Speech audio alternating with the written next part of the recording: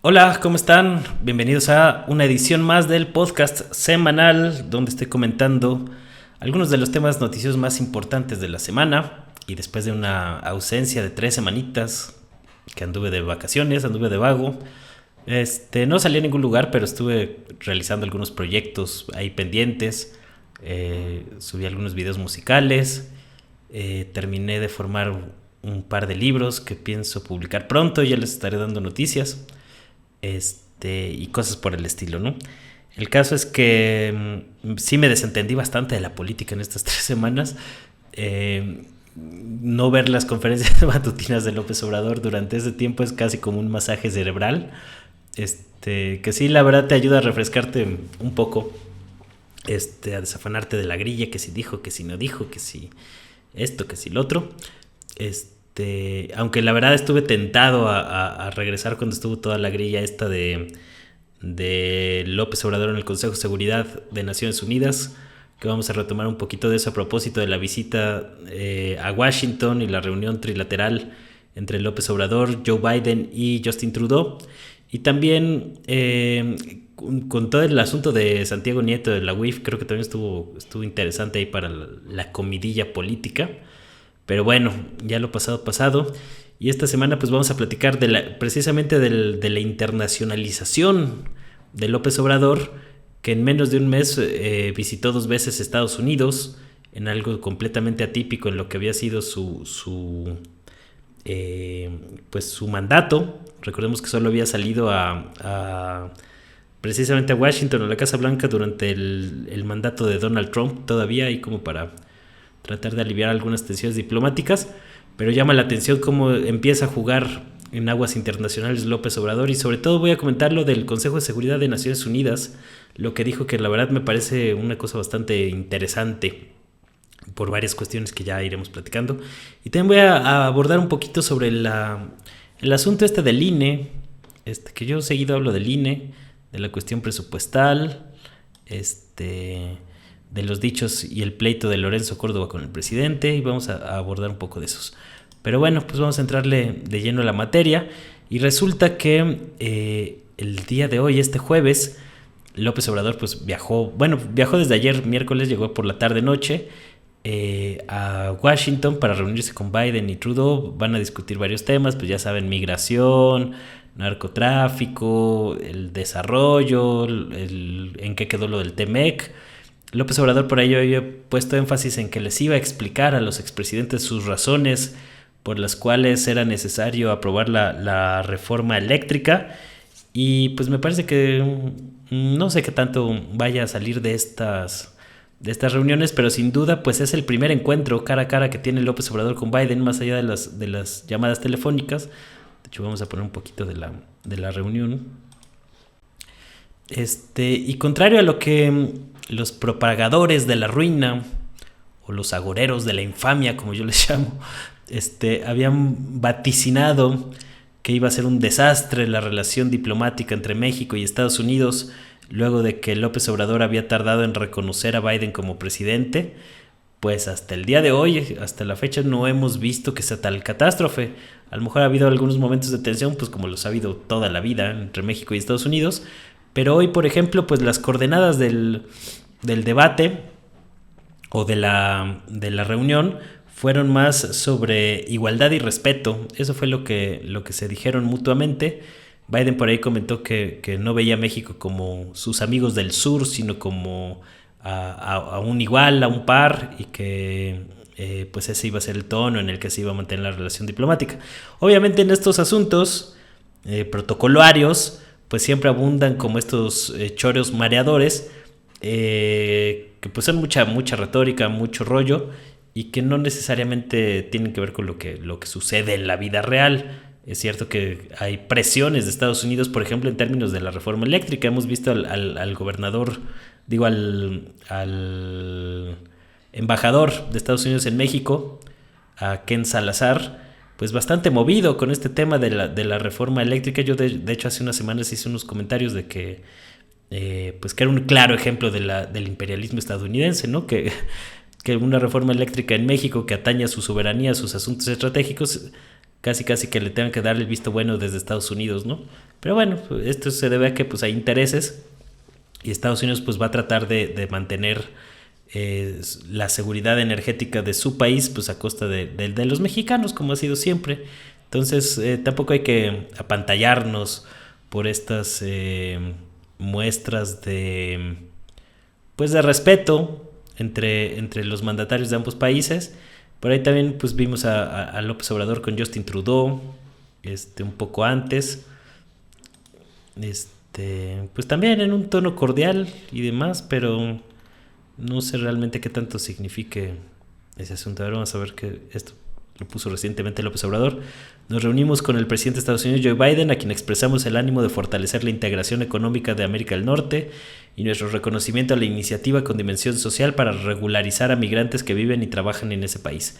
La cuestión migratoria es yo creo que va a ser el centro de esta reunión, que a final de cuentas es uno de los principales intereses de la agenda de Joe Biden y que ha sido uno de los principales problemas pues de la agenda bilateral, con todo este asunto de las caravanas migrantes, las propuestas de López Obrador para el desarrollo, que hay como que avanzan un poquito y luego no. Por acá estaba López Obrador ahí con Justin Trudeau, el primer ministro de Canadá. Pues también, o sea, cordial el asunto, nada del otro mundo. Pero llama la atención pues que López Obrador ahora sí anda más paseador por el extranjero, y que tanto cuando fue a las Naciones Unidas como ahora, pues llama la atención la cantidad de gente que ha ido a recibir con mariachis, con porras al presidente de México. O sea, no cabe duda que más allá de que uno puede estar a favor, puede estar en contra de López Obrador, pues es un fenómeno social, es un fenómeno mediático, es un fenómeno cultural. Yo no había visto nunca tal cantidad de expresiones de apoyo hacia un presidente mexicano. O sea, esto es algo completamente atípico, y que de alguna manera pues López Obrador está muy bien posicionado entre los migrantes mexicanos en Estados Unidos. Recordemos que, por ejemplo, durante la campaña de 2018 pues era buena parte del soporte económico, o que metían por ahí los paisanos dinero a la campaña de López Obrador para pues tratar de generar un cambio, ¿no? Y tiene lógica, pues a final de cuentas la gente que ha tenido que abandonar el país para buscar oportunidades al otro lado de la frontera, pues es precisamente por la situación social, económica tan difícil que se vive en México, no de ahorita, sino desde hace muchas décadas. Pero bueno, yo más sobre este asunto quería centrarme en lo que dijo López Obrador durante su participación en la ONU hace ya unos días, el 9 de noviembre del 2021, en el que esta propuesta de que los 1,000 millonarios del mundo, es decir, quien tiene más de $1,000 millones en la bolsa, pues ponga el 4% de su fortuna para que sea repartida entre las 750 millones de personas más pobres del mundo.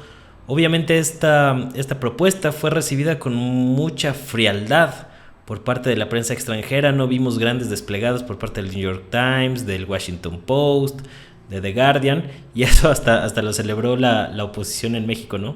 Que son tan pues un sector de ellos, al menos, de la derecha más recalcitrante.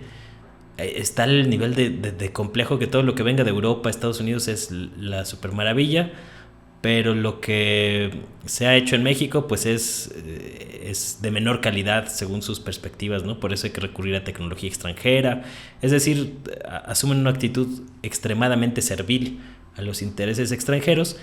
Y yo en este caso concreto de la propuesta de López Obrador, creo que parte de la frialdad o de la manera en que se trató de minimizar este asunto se debe, entre otras cosas, a que no le ha de haber caído muy bien a las élites globales financieristas que controlan el mundo, que controlan los mercados, que manipulan los precios a su conveniencia, etcétera, etcétera. Estos grandes grupos de inversores, pues esta propuesta, porque de alguna manera pone en evidencia que el hecho de que haya una pobreza tan grande y tan extendida por el mundo obedece a un proyecto político, porque si hubiera tantita voluntad, pues con que le quitaras un pelito a los 1,000 millonarios del mundo, pues que de 1,000 millones, pues si tuvieran 900 millones de dólares, pues creo que no cambiaría mucho su vida. Igual podrían comprarse 3 yates y seguirían siendo putrimillonarios, y podrían ayudar a, a la gente que vive con $2 al día o un poquito menos, a tratar de sortear pues estas carencias tan básicas que se traducen en comida, en cuestiones alimenticias básicamente. Entonces, a mí me parece que lo trascendente de este asunto es que la propuesta de López Obrador, al ser una cuestión muy práctica, propuso que organismos como... La propuesta de López Obrador, al ser muy práctica, propuso que organismos como el Banco Mundial o el Fondo Monetario Internacional entreguen tarjetas bancarias a estos sectores de la población, o sea, que los metan al sistema financiero y que les entreguen el dinero por estas vías, ¿no?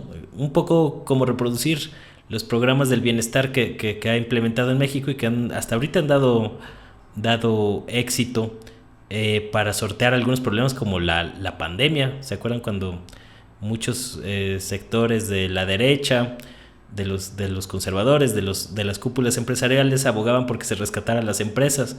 El gobierno, en lugar de eso, pues apostó por inyectar dinero a los de abajo a través de programas sociales, y eso permitió más o menos aliviar algunas de las tensiones que se habían generado durante la pandemia por falta de empleos, porque como ya lo he comentado en otras veces, la CEPAL documentó que 3 de cada 4 empleos que se perdieron en México por la pandemia fueron en el sector informal, que fue el más golpeado por este asunto. Es decir, rescatar a las empresas no hubiera servido de gran cosa en términos prácticos. Pero el caso es que esta propuesta de repartir el dinero de los más ricos entre los más pobres del mundo, pues evidencia que hay un proyecto político para que los más ricos pues se mantengan con esta acumulación aberrante y desmedida, mientras pues hay gente que sigue padeciendo la precarización de las condiciones de trabajo, los efectos del cambio climático, que son producidos en su mayor parte por la gente más acaudalada del mundo, como lo reveló un informe de Oxfam, que también ya he citado por aquí en otras ocasiones. Y pues esto deja muy mal paradas a las élites globales, ¿no? Por eso no es de extrañarse que haya tenido tan poca repercusión en los medios corporativos, pues este llamado de López Obrador, ¿no? O sea que yo creo que con un poquito de voluntad política pues se podría implementar en algunos años una situación de estas. Obviamente, de eso a que se vaya a implementar, pues hay muchas dudas y muchas reservas, pero es interesante que lo haya puesto sobre la mesa. Por ahí había habido unas respuestas de los representantes de Rusia y China que dijeron que como que no era el foro adecuado y demás. Y sí, a lo mejor el Consejo de Seguridad de Naciones Unidas no era precisamente el mejor lugar para plantear estas cosas. Alguien por ahí me preguntaba entonces cuál debería ser el foro indicado. Pues yo creo que la Asamblea General de Naciones Unidas era como el lugar idóneo para hacer esto. Pero bueno, de cualquier modo, pues López Obrador aprovechó el foro que iba a tener, la salida a Naciones Unidas. El hecho, no inédito, pero sí que hace mucho que México pues no formaba parte del Consejo de Seguridad de Naciones Unidas. Y pues fue de alguna manera un buen foro para plantear esta situación, aunque a lo mejor no hubiera sido el idóneo, ¿no? Pero bueno, el caso es que en días recientes, ayer por ejemplo, Milenio señalaba que 100 países se apuntan a plan de López Obrador ante la ONU, comentó el canciller Marcelo Ebrard. El próximo 22 de noviembre es cuando México va a presentar, digamos, en papel la propuesta que ya adelantó López Obrador para esto que ya les comentaba, de que los 1,000 millonarios del mundo donen el 4% y los países del G20 el 0.2% del PIB, para ayudar a 750 millones de personas que viven con menos de $2 al día. Y la verdad, pues yo no entiendo por qué estas cosas causan tanto estupor en algunos sectores, tanta renuencia, tanta resistencia de algunos sectores que no van a ser afectados. O sea, aquí muchas de las élites mexicanas, o de los grupos conservadores que se quejaban de este asunto, que era una payasada, que era algo irrealizable, que nada más ponía en ridículo a López Obrador a México y toda esta cantaleta que ya nos tienen habituados. Pues yo no sé en qué les afecta, pues si no son millonarios, que a lo mejor aquí en México pues habrá 3 o 4 personas que puedan acceder o a lo mejor un poquito más, pero pues unas 10 a lo mucho, que integren la lista de los mayores millonarios del planeta, pues no les causará mayor afectación, quitarles un poco de esa fortuna, de esa acumulación desmedida, irracional que está devastando el planeta y está ocasionando serios problemas en las comunidades de todo el mundo, para ayudar a los más pobres. Es decir, lo que hizo López Obrador parece no tan relevante, al menos no se ha comentado mucho en términos mediáticos, pero está poniendo en evidencia cómo hay un proyecto mundial para mantener a la gente pobre. O sea, aunque suene un poco raro, descabellado, pues así funcionan los hechos. Hay que ver pues cuáles son estos 100 países que mencionó Ebrard, que los mencionó por ahí de manera muy vaga. Por aquí dice: la instrucción del presidente es presentar la semana que inicia el 22 de noviembre, es decir, la próxima, el documento conceptual con los detalles correspondientes a todos los países representados en Naciones Unidas. En este momento tenemos interés ya de más de 100 países de participar, de formar parte o de aportar algo a este plan, subrayó. Es decir, que sí movió algunas cosas por ahí. Esto hay que ver hasta qué punto. Yo soy todavía reservado, no sé qué tanta repercusión vaya a tener, pero 100 países no sería poca cosa, tomando en cuenta que ante Naciones Unidas pues, están registrados más o menos 192, 194 países por ahí.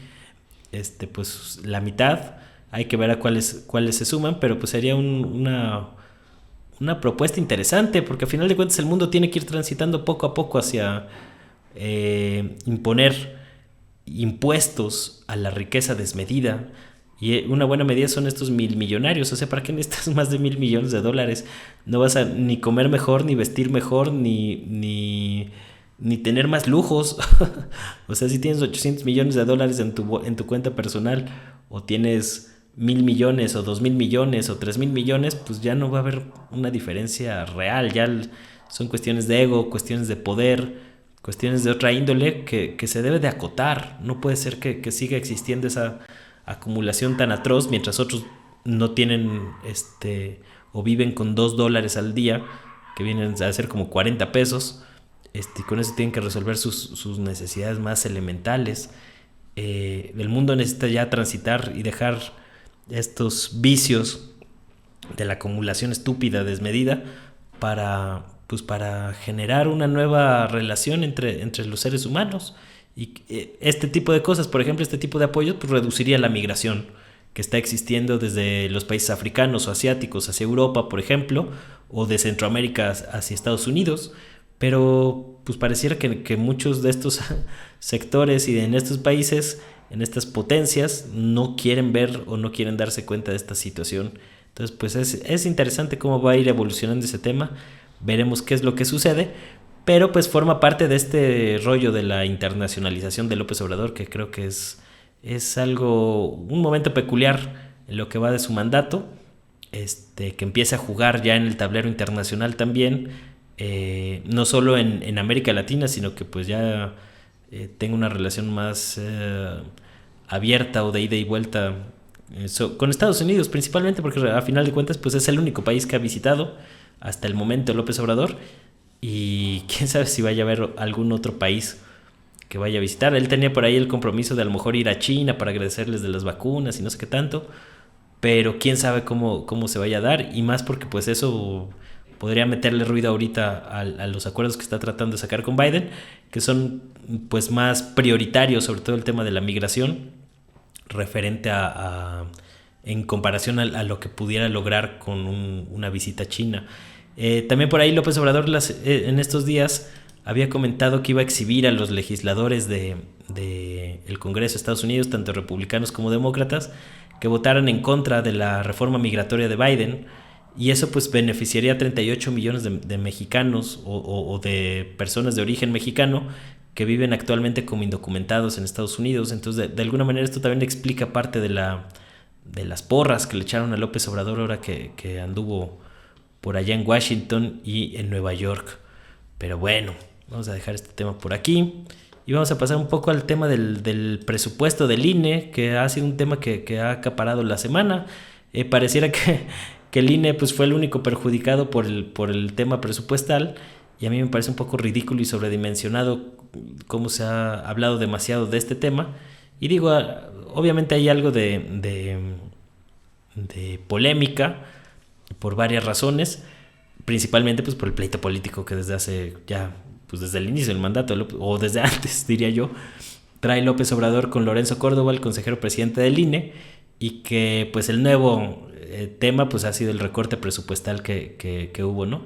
Estaba yo revisando los números y en agosto de 2021 el INE había propuesto o había dicho que necesitaba un total de 24,000 millones de pesos más o menos para el próximo año, 13,000 millones para sus gastos operativos, el presupuesto base de 11,000 millones, una cartera institucional de proyectos de 1,800 millones,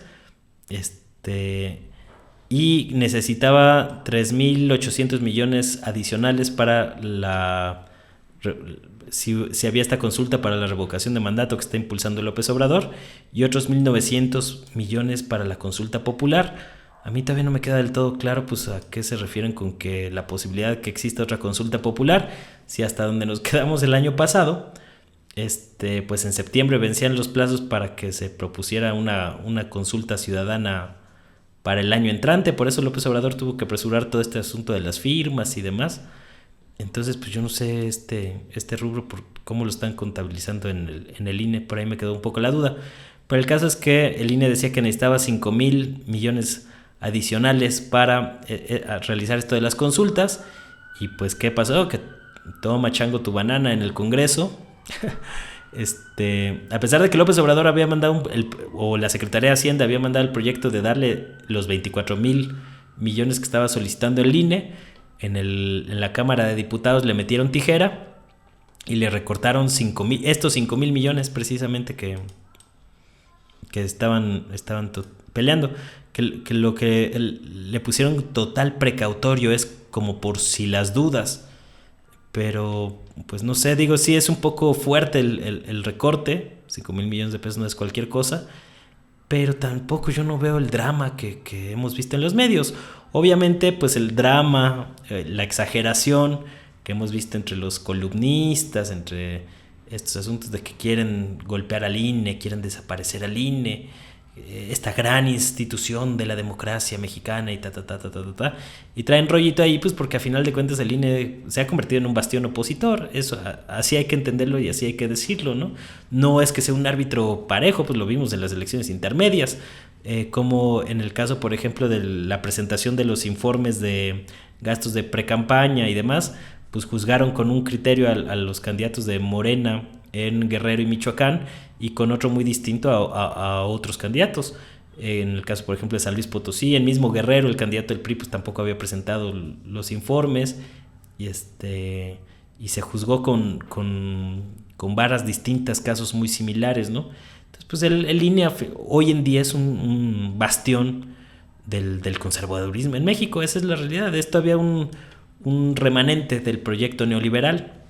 Entonces por ahí Córdoba hasta había dicho que iba a acudir a la Corte para pelear por eso del presupuesto, aun cuando pues la Cámara de Diputados está en su legítimo derecho democrático de meterle tijeras si así lo consideran, porque a final de cuentas se ha centrado mucho el debate sobre la burocracia dorada y sobre estos 100 altos funcionarios del INE que ganan más de 150,000 pesos mensuales. Y es cierto, o sea, el INE desde hace, no de ahorita, sino desde hace muchos años, tiene una estructura burocrática demasiado grande que no está atendiendo las necesidades pues para las cuales fue creado. Y esta es una parte que no se menciona nunca en los medios. A mí, pues yo creo que muchos lo desconocen o ya se les olvidó, o lo ignoran o lo intentan tapar.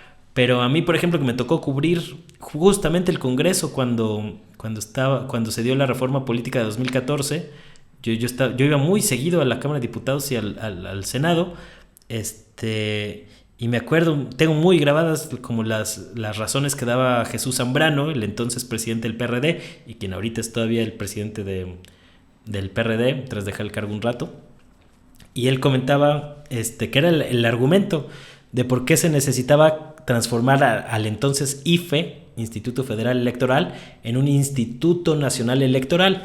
Y el argumento que daban es que después del fraude de 2012, donde los gobernadores del PRI tenían una muy fuerte mano en los procesos electorales, pues se necesitaba un organismo centralizado, fuerte, que tuviera más dientes, les encanta esas palabras siempre, para los rollos de la fiscalización, y para que pudieran atraer las elecciones estatales sobre todo, en caso de que hubiera casos graves en que los gobernadores metieran mano, ¿no? El caso es que a partir de esa reforma política de 2014 se aumentó la estructura burocrática del INE, se le dieron más recursos, más facultades, y pues ha sido completamente ineficiente en este asunto. En primer lugar porque en muchos aspectos duplica las labores que hacen los órganos electorales de los estados, que son bastante inoperantes también, valga señalarlo, y están completamente, o suelen estar completamente cooptados por los grupos de poder que encabeza el gobernador en turno en cada entidad. Y por un lado pues está duplicando funciones el INE en este aspecto, y por otro lado en casos donde hemos visto elecciones completamente donde los gobernadores metieron mano, caso la gubernatura del Estado de México, creo que en 2017, que terminó con la imposición de Alfredo del Mazo, que a mí me tocó cubrir también, o sea, por eso yo les estoy hablando de primera mano, de temas que me tocó reportear en el día a día y verlo, o sea, palparlo y sentirlo, no nada más desde dando opiniones desde la oficina, ¿no? Fue una elección de Estado completamente esa del Estado de México. Erubiel Ávila pues implementó toda una operación de reparto de despensas, por ahí hasta salía la gaviota en algunos meetings, porque pues era lo único que les quedaba ya en el PRI, lo del Estado de México, ante la catástrofe que se veía venir en 2018. Entonces le metieron mucho dinero para tratar de asegurar el feudo que todavía les quedaba. Y ni en esa situación tan grotesca y tan aberrante el INE movió un dedo. Entonces, pues algo muy similar pasó en Coahuila ese mismo año, en Puebla con Moreno Valle y su esposa en 2018. Entonces, pues, ¿para qué sirve un Instituto Nacional Electoral? No ha servido para absolutamente nada. Y por el contrario, pues es un asunto burocrático demasiado grande. Por acá ha habido algunos estudios. Hay mucha polémica y es muy difícil medir qué tan caro es el INE respecto a otros órganos electorales que organizan elecciones en el mundo. Pero por aquí me encontré este estudio de la BBC, o este texto de la BBC, que comparaba las elecciones de Estados Unidos frente a otros países y ponían el caso mexicano como uno de los paradigmáticos, ¿no? Y aquí en esta gráfica pues vemos cómo gasto por cada potencial votante 2012-2016, son cifras un poco viejas, pero en Estados Unidos costaba $11 por votante, más o menos el costo de su aparato electoral para organizar elecciones y demás. En México, $25, es decir, más del doble de lo que cuesta en Estados Unidos, más del doble de lo que cuesta en Brasil, 20 veces más de lo que cuesta en Francia, y bueno, en Rusia pues ya ni se diga, ¿no? Son como 40 veces más de lo que cuesta en Rusia. Entonces pues tenemos un sistema electoral muy caro que, sin embargo, haberle metido tanto dinero a este asunto no nos ha garantizado una mejor democracia. Muchos por ahí en Twitter decían, ay, pero ¿cómo se atreven a atacar al INE si por el INE fue que ganó López Obrador en 2018? Yo decía, no, más bien pues a pesar del INE fue tan grande la oleada popular que hubo a favor de un proyecto transformador que logró. No hubo margen de maniobra para que los grupos de poder y del régimen neoliberal operaran un nuevo fraude como ya lo habían hecho en 2006 y en 2012. O sea, no es como que, que tener un instituto electoral tan caro nos haya evitado fraudes electorales, que como ya lo hemos visto, pues han sido dos muy grandes a nivel nacional, más los estatales, como este del Estado de México, que a mí me pareció una cosa verdaderamente aberrante y grotesca. Pero bueno, pues esas es más o menos las coordenadas. Y yo también por ahí escribía en la columna de esta semana. De hecho, hice un pequeño recuento en la columna de esta semana en Revolución 3.0 sobre detallando un poco más esta situación de cómo, pues sí, el INE es un instituto muy caro, ineficiente y cuestionado. O sea, creo que sería muy difícil ahora sí que contradecir esta situación, ¿no? De que es caro, ineficiente y cuestionado, porque a nadie le ha quedado del todo la certeza o la garantía de que está funcionando bien el instituto electoral. Y creo que también más allá de las grillas ahorita que hay, del pleito que trae Lorenzo Córdoba con López Obrador, que pues es ya bastante conocido, con este asunto de la revocación del mandato, que yo también ahí tengo mis reservas, o sea, porque sí entiendo la lógica política de López Obrador de hacer la revocación de mandato en su ajedrez político. Sí entiendo que pues va a ser algo que le va a permitir refrendar su capacidad de movilización en la calle, pero la verdad me parece hasta una medida insensata dentro de esta política de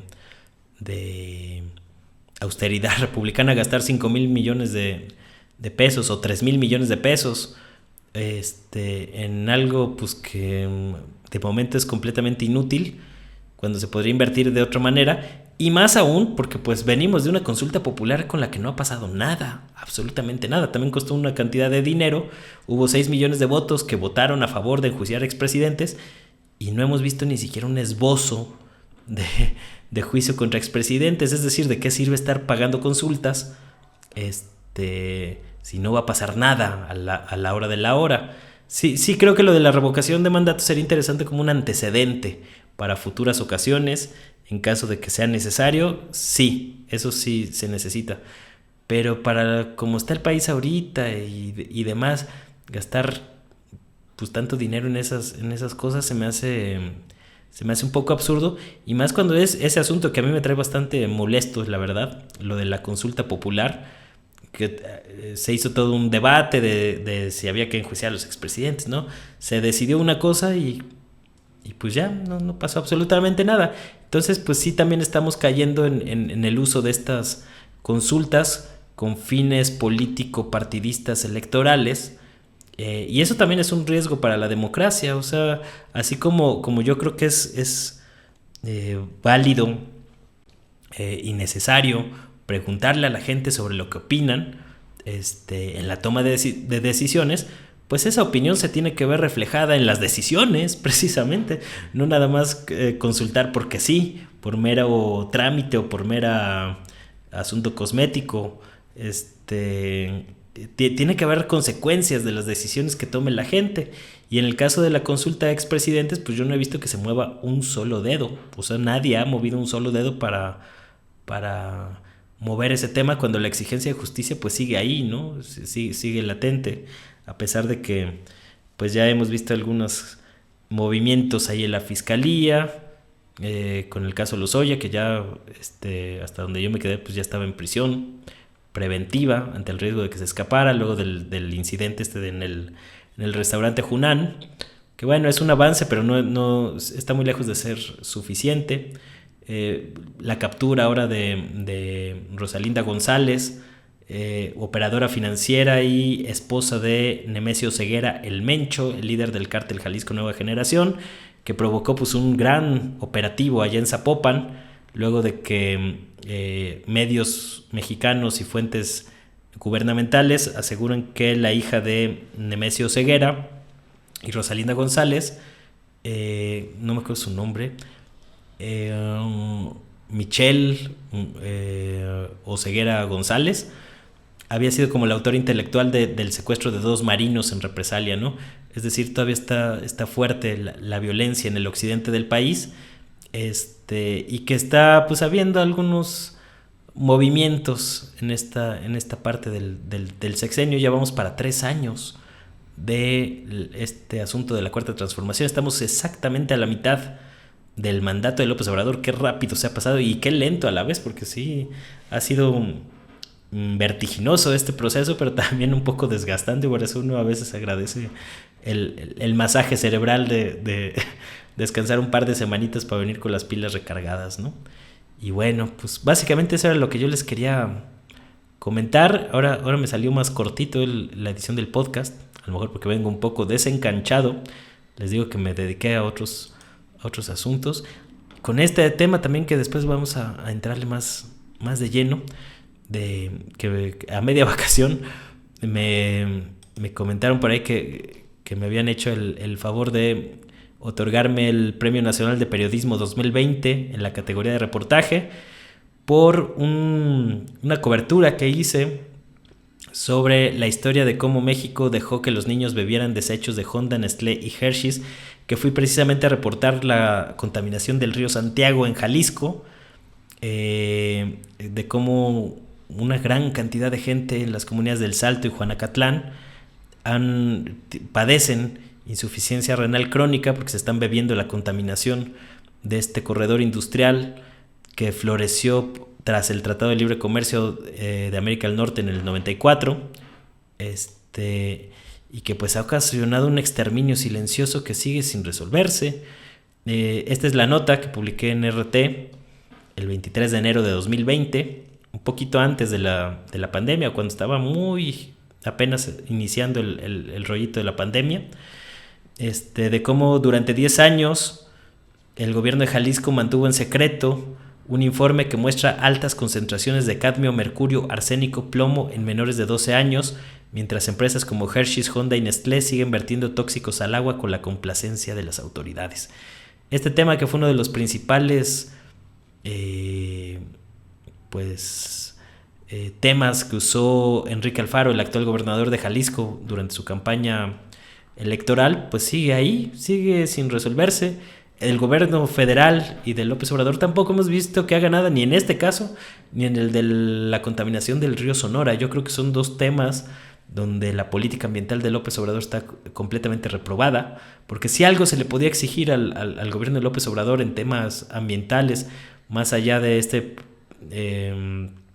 los programas asistencialistas como Sembrando Vida y estos asuntos, pues era un mínimo de justicia ambiental en los casos paradigmáticos donde estas industrias pues han lastimado no solo al medio ambiente, sino han ocasionado un exterminio silencioso de poblaciones enteras.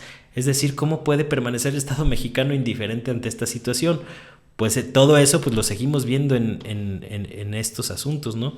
Y fue precisamente por la contundencia con la que se armó este reportaje que me hicieron el favor de otorgarme este reconocimiento. Por acá está el documental y acá está el reportaje completito. Ahí lo tengo en la página del Facebook para que le echen un ojo. Manuel Hernández Borbolla, periodista. Ahí publiqué la parte 1 del reportaje con datos duros y demás. La segunda parte, que salió unos días después, porque estábamos todavía acabando el documental. Y está el documental en video. Este tema del salto pues ya había salido en varias notas y demás, pero siento que nadie le había dado la trascendencia que ameritaba este tema. Y yo creo que eso es un mal muy común en la prensa corporativa, que pues coberturas superficiales hace que no se dimensione la verdadera magnitud de los problemas. A mí cuando me tocó, pues fui ahí a constatar lo del río y demás. Yo me acuerdo que poquito antes varios medios habíamos tocado el tema, porque varias organizaciones civiles organizaron el llamado Toxitour, que estaba promoviendo ahí el profesor de la Facultad de Economía, Andrés Barreda, que lleva muchos años en esto de la economía ambiental o la economía política. muy enfocado en las personas que han sufrido daños ambientales.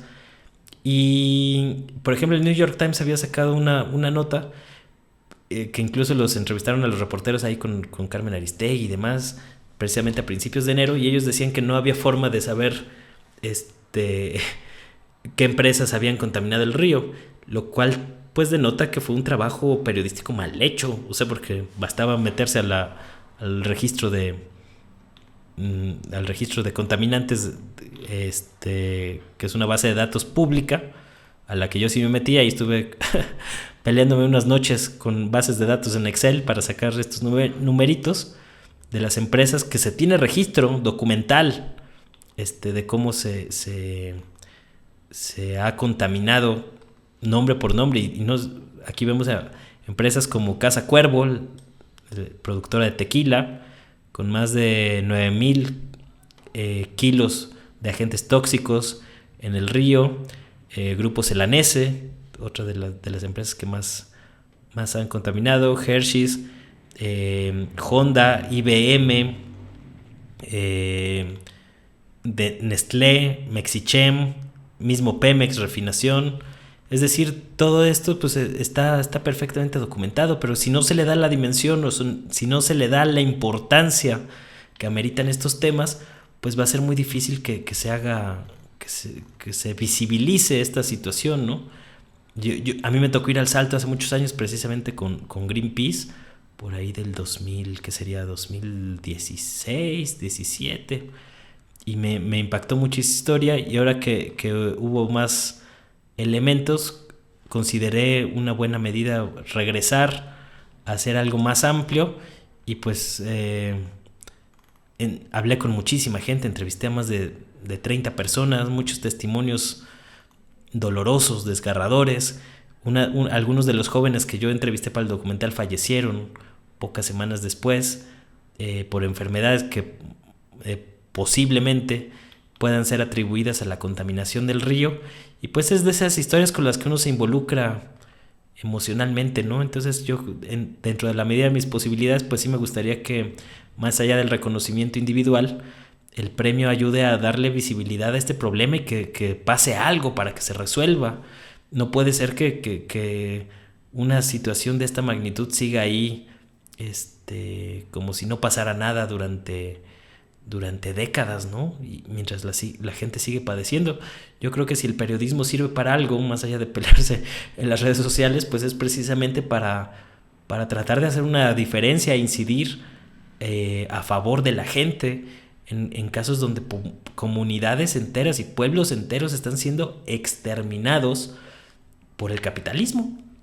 Porque a final de cuentas, el hecho de que estas grandes empresas estén contaminando los ríos, como no lo hacen en Europa y en Estados Unidos, donde las restricciones ambientales son más severas, pues se debe a una situación política en la que los gobiernos entreguistas que existen en los países en vías de desarrollo, como en el caso mexicano, pues les ponen o los dejan contaminar con tal de que atraigan inversión extranjera, generen empleos y todas estas cosas, pero pues acaban exterminando a la gente. Entonces, ¿hasta qué punto vale esta creación de empleos mal pagados, además? Porque una forma de atraer inversión extranjera pues es castigar el salario de las personas en aras de la competitividad.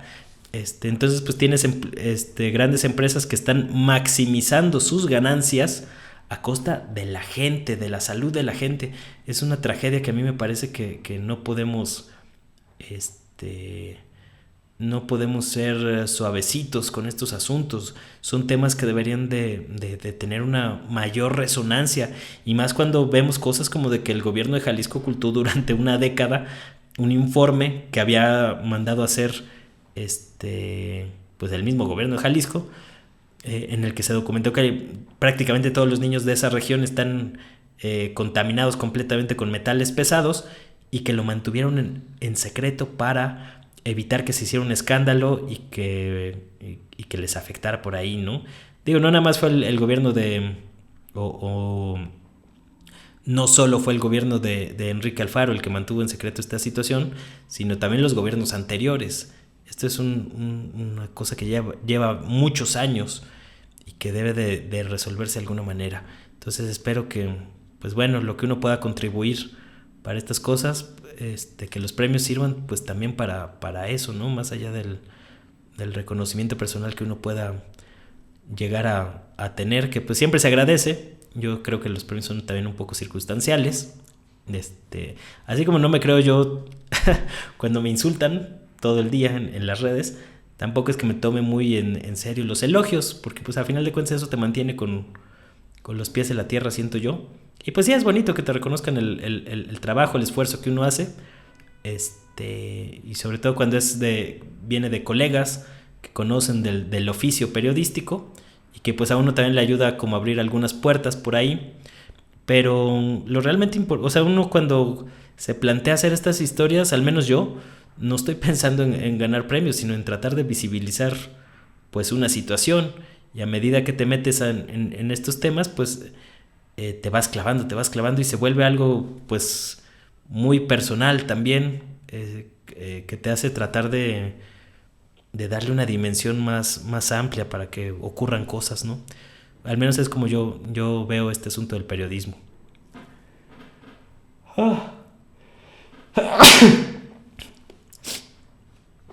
Que por cierto, para los que están interesados, pues ahí mañana a las 5 de la tarde va a ser la ceremonia de premiación de este asunto vía internet. Por tiempos de la pandemia ya sabrán. Entonces, para quien quiera echarle un ojo. Y pues aprovechando para que le echen un ojo a las redes sociales, se suscriban ahí al canal de YouTube, que en estas últimas semanas pues he subido más canciones que otra cosa. Una del Día de Muertos, que es una canción de las favoritas del repertorio que tengo por ahí, que hacía mucho tiempo que le quería hacer un videíto. Tiene algunos problemas de grabación porque fue de las primeras que empecé a grabar, cuando apenas estaba agarrándole este asunto de hacer canciones y de entenderle a la producción de audio. Pero tiene lo suyito. Tiene 3 ritmos. Empieza como ranchera, tiene una parte rock y al final cierra con un guapanguito. Y pues es una aportación interesante. Yo la quería sacar para el Día de Muertos, pero no me dio la vida. Pero bueno, pues ahí le echan un ojo. Y pues voy a seguir subiendo material. Ya estoy otra vez. Estoy con varios proyectos. Traigo por ahí unos libros que ya están muy próximos de salir a la luz. Ando viendo situaciones de costos y demás para que no salgan tan caros, porque no me sirve de nada publicar libros que van a salir carísimos si la gente no puede acceder a ellos. Y ando como en esos asuntos. Estaba trabajando por ahí una historia de ficción. Prácticamente ya acabé un guioncito para una historia de ficción en audiovisuales. Pues ya ese sí les contaré ya despuesito que pase algo con eso, ¿no? Puede tardar un ratito. Y así he estado metido en otros, en cosas que no podía hacer. Y también preparando y trabajando sorpresas para el canal. Ya vamos a esperar a que acabe el invierno, que está fuertísimo el frío ahorita. Me dio un poquito de gripa, de resfriado común, a raíz del frío tan tremendo que se soltó acá en la Ciudad de México en la última semana. Hacía mucho que yo no sentía tanto frío dentro de mi casa. Pero bueno, así sucede. Y a partir del próximo año espero que vamos a entrar en una nueva etapa del canal, que me ha costado mucho trabajo poder ser lo suficientemente constante y demás. Y también poder crecer en términos de números en YouTube. Requiere demasiado trabajo mantener un canal de YouTube. Pero hemos ido dando ahí algunos pasitos poquito a poco, que ya les iré platicando. Pero espero que a partir de enero a lo mejor podamos ahí dar algunas sorpresas. Pero bueno, muchas gracias a toda la gente que ha estado al pendiente de estos asuntos, de lo que he estado subiendo, de los comentarios. Y pues ya de regreso, de lleno, a la grilla noticiosa. Que a veces cansa un poquito, pero también es divertido, la verdad también me gusta. Y no me perdería por nada las mañaneras en estos 6 años, porque creo que es parte de algo histórico Y pues uno como periodista, también una de las motivaciones es atestiguar la historia en primera fila, ¿no? Creo que es algo de lo más emocionante de esta profesión. Y con todo este proceso de cambios, pues es siempre emocionante ver que están pasando cosas. Y pasan cosas raras como pues esto, ¿no? Estaba leyendo esta nota de Milenio, firmada por Laura Sánchez Ley, sobre cómo la armería Smith Wesson, una de las principales fábricas de armas en Estados Unidos, cayó 37% desde la demanda de la Secretaría de Relaciones Exteriores, que aquí también nadie le dio mucho juego, pero pues miren, pues es ya la demanda que planteó Ebrard de demandar a los fabricantes de armas en Estados Unidos por la guerra del narcotráfico y demás, ya está rindiendo sus frutos porque ya se está ejerciendo una presión real sobre estas empresas de armas, y de hecho estas empresas lo reconocen en sus informes financieros, ¿no? Entonces creo que es algo interesante, aunque también en este proceso de transformación pues nunca faltan las contradicciones. Ahorita en la semana también estuvo el rollo de que Manuel Espino, el expresidente del PAN, ligado al Yunque, pues ahí lo andan promoviendo para ser candidato de Morena a la gubernatura de Durango.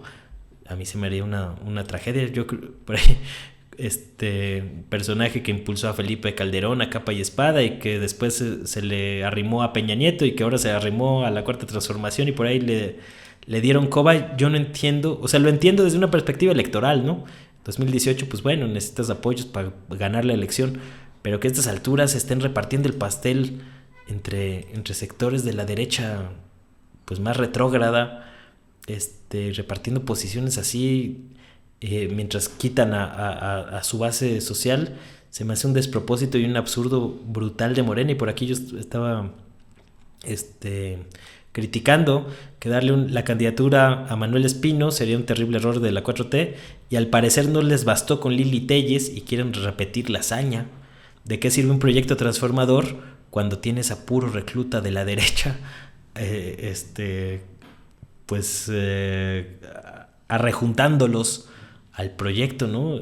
Pasó en Nuevo León y ahí están los resultados, y ahora pues parece que lo quieren repetir en Durango. Vamos a ver en qué acaba este lío, contradicciones de la política.